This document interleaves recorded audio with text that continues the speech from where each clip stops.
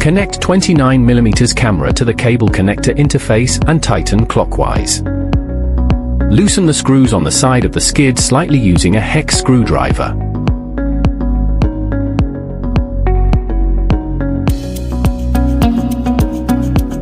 Thread the skid's front end through the cable connector.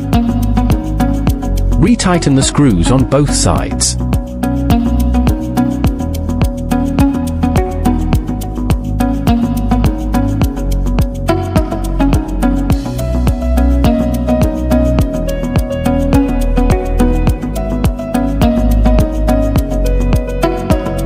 Thread the skid's front end through the cable connector. Connect the camera to the cable connector interface and tighten clockwise.